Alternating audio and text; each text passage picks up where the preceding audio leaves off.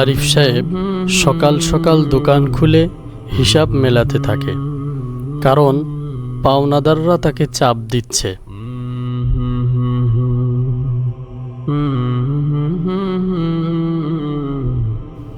কিছুক্ষণ পরেই এলাকার সবথেকে বড় সুদখোর বশির তালুকদার আসেন।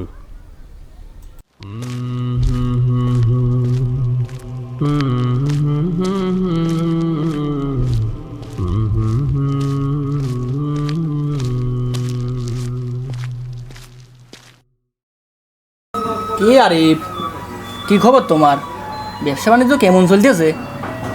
কি আর বলবো বশির ভাই, ব্যবসার অবস্থা একেবারেই খারাপ।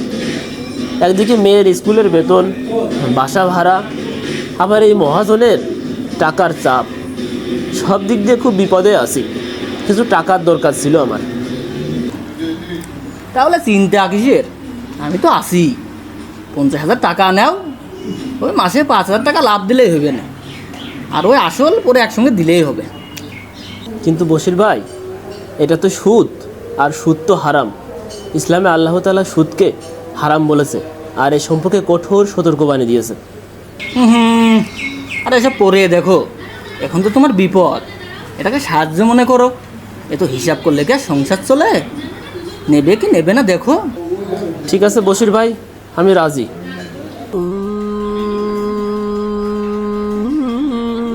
এই নাও তোমার 50,000 টাকা, আমার বিপদ উদ্ধার করো, আমি যাই।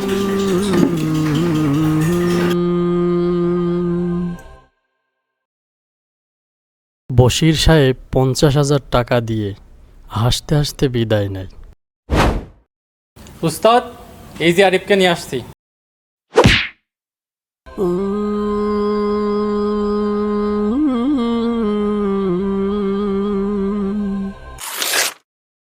কে রে আরিফ, 3 মাস হলো তুই সুদের টাকা দিস নে, আসল টাকা তো এখনো পড়িয়ে রয়েছে। আর এখনো সুদের 15,000 টাকাই তো দিসনি তুই, তোর কাহিনি কে? বশির ভাই, আল্লাহর রস্তে আমাকে আর কিছুদিন সময় দেন। ঘরে ছেলেটা অসুস্থ, খাওয়ার মতন চাউল নেই, খুব সমস্যা আছে। তোর অজুহাত আমি আর শুনতে চাই না। তুই কালকের ভিতর টাকা দিবি, আর না দিলে তোর দোকান আমি লিখে নেব, তখন পরে আমাকে আর দোষ দিস না।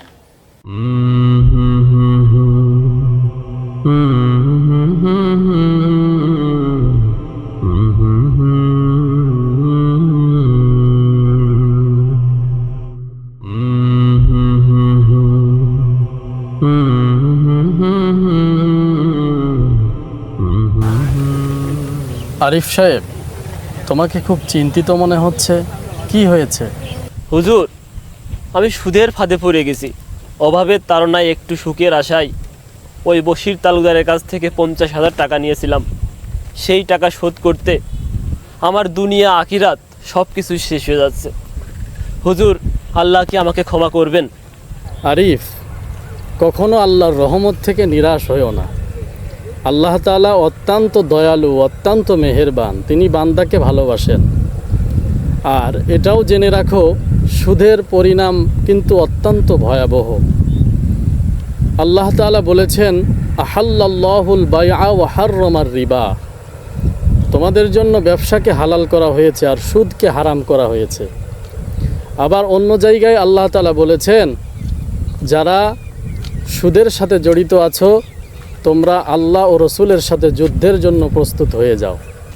হুজুর, এখন আমি এই অভিশাপ থেকে মুক্তি পেতে কি করতে পারি? প্রথমত, তুমি খাঁটি দিলে আল্লাহর কাছে তওবা করো এবং এই সুদের কাছেও আর যাবা না। দ্বিতীয়ত, বশির তালুকদারের কাছ থেকে যেই 50,000 টাকা নিয়েছিলে, সেই আসল টাকাটা পরিশোধের ব্যবস্থা করো, আর বাকি সুদ দেওয়া থেকে তুমি বিরত থাকো। চলো, আমি এমন একটা সমাধানের ব্যবস্থা করব ইনশাল্লাহ, বশির তালুকদারের যেন অতিরিক্ত টাকা না নিতে পারে।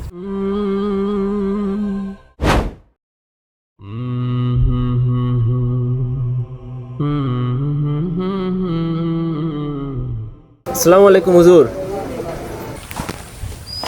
ওয়ালাইকুম আসসালাম ওয়া রাহমাতুল্লাহ।